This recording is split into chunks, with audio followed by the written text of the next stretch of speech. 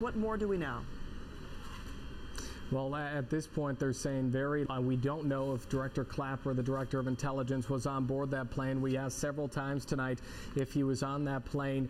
We did not get that answer, but they said that it really was an unusual role for the Director of Intelligence to go over there. This was a secret mission. We didn't know anything about it, but he went with one goal, and that was to bring back Kenneth Bay and to bring back Matthew Miller, and that's exactly what he's done. We haven't been told, again, if he's on the plane, if he's heading back to D.C., or where he may be tonight, but all we know is what we just saw, and that's Matthew Miller and Kenneth Bay back here in Washington State. Sure, and just to speak to how so much of this was secret and how much of it was really unexpected, the other American who was released just last month, Jeffrey Fowle of Miamisburg, Ohio, who was also released. He was bailed after he left a Bible in a nightclub in hopes that it would reach North Korea's underground Christian community. His release happened, and he basically said, this is what we've been praying for, the release of these two other men, of Kenneth Bay and of Matthew Todd Miller. And he said when his release happened, when he got off the plane, he didn't realize that they weren't released as well. All along, he expected them to be released with him. And he said, this is an answer to a prayer, one of many that so many families share tonight, especially the loved ones of these two men. Yeah, certainly. It has been an emotional time, and these loved ones tonight with a very great moment to see them, Kenneth Bay and Matthew Miller, come off the plane. We don't know the circumstances surrounding it, but for the longest time, their families have said since the beginning of this that they really are just praying for this one moment, and that's the moment that we just witnessed. Some have had to wait longer than others, and we still don't know the exact details of what led to this. We've got an idea, but what we still don't know the exact details. Tonight, we hope to get some more answers. If the Bay family decides to speak, we don't know if they're going to be taking any questions, but we hope to get some answers here in the next couple of minutes. You know, Alex, I'm curious about your coverage, your local coverage there leading up to this. Kenneth Bay is from Washington State.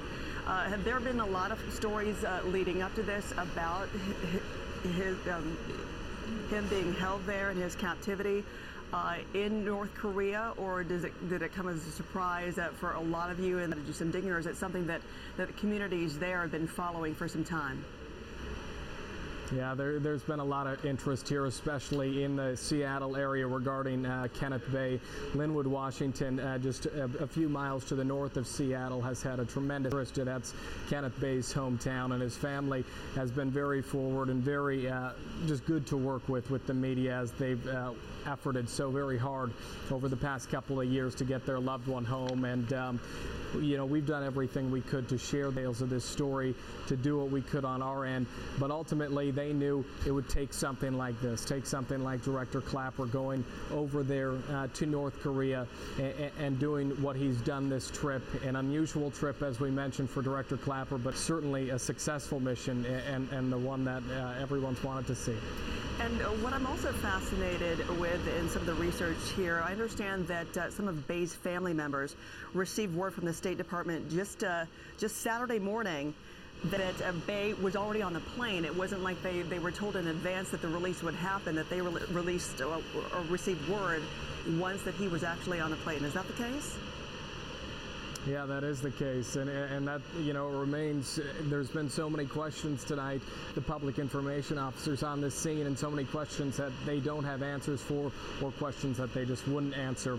And all we really know is that these two men had come back. We didn't know many of the details surrounding the trip. We don't know many of the details how this exactly happened, but they could only confirm both Matthew Miller and Kenneth Bay were going to be on the plane, and they wouldn't answer anything past that. I asked if this plane's going to be heading back to Washington, D.C. tonight to perhaps get an idea if Director Clapper aboard. They wouldn't answer that either.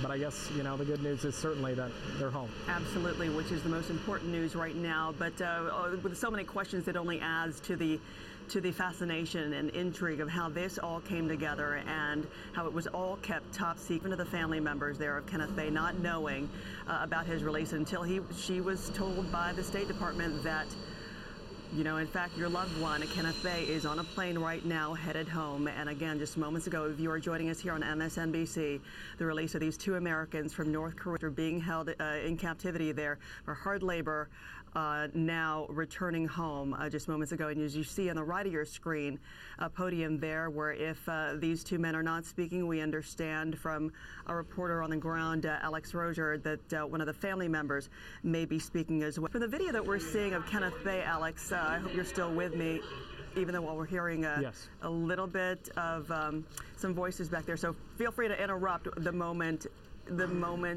somebody comes out. We'll definitely take that and bring it to our viewers live. But talk a little bit about the concerns his family had. I understand that he was diabetic, but as we're looking at this video, I mean, he doesn't appear, I mean, he appears to be, he looks okay. He looks okay, but we know that there are underlying health issues there that the family was very concerned about.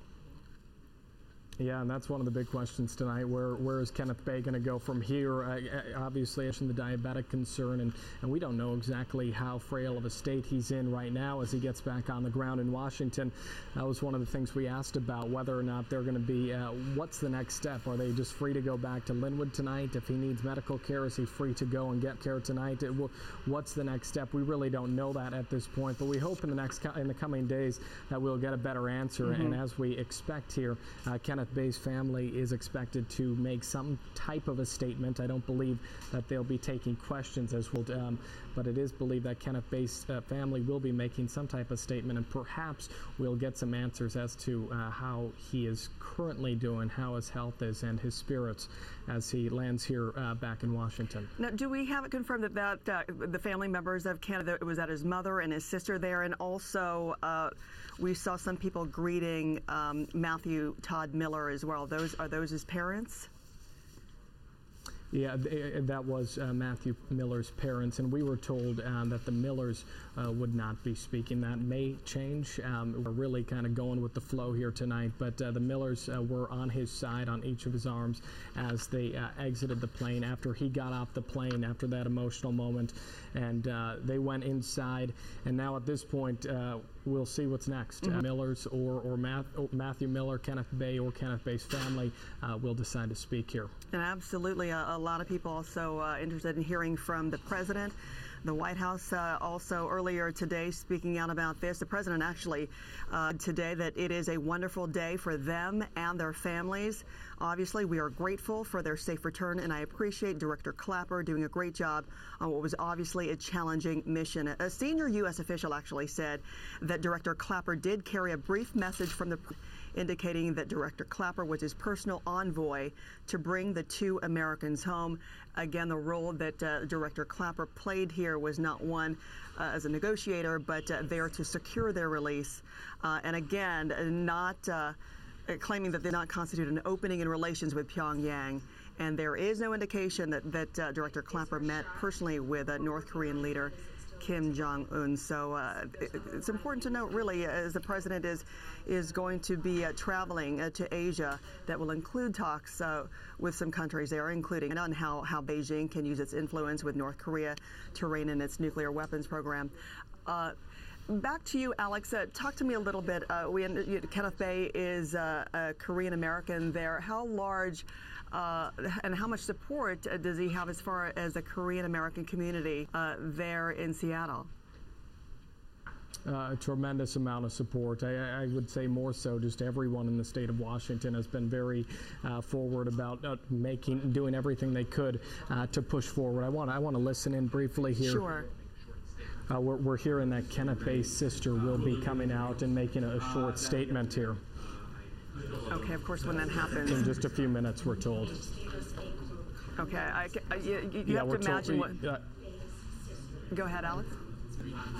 Again, I was just saying, we've got an official with the State Department that's briefing the press right now, and he's saying that the families are together right now, sharing their time.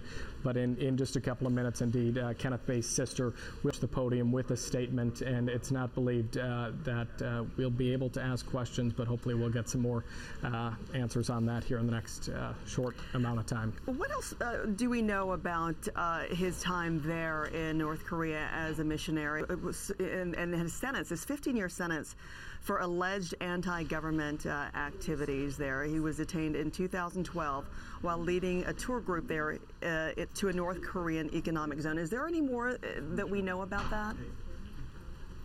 We really don't know a whole lot about what led to the arrest of Kenneth Bay and his imprisonment in North Korea. We're hoping that at some point Kenneth Bay will sit down and talk. Obviously, this is a very tough time, emotional time, and he's going to have to recover now physically and mentally following a couple of years in North Korea. But again, yeah, he'd been held for 2 years after he was detained on charges of using a Christian evangelical organization, Youth on a Mission, it was called, to preach against North Korean government, as we were told, and he was sentenced to 15 years of hard labor, eventually then going to a hospital for concerns about his health.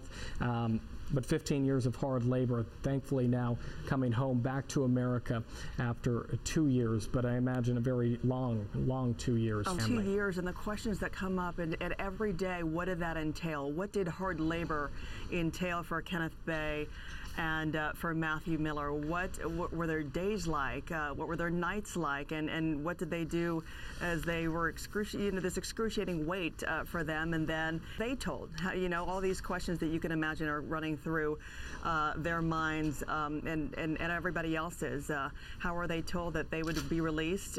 Again, it is fascinating to hear that his family members, Kenneth Bay's family members, didn't hear until they were actually on the plane on their way back home. Alex Rozier with King TV there outside of Seattle. We appreciate your time. I'll let you go, because I know that the Bay family, a member of the Bay family, will be speaking. Kenneth Bay's sister is expected to speak. So Alex, we'll let you go. We appreciate your perspective tonight.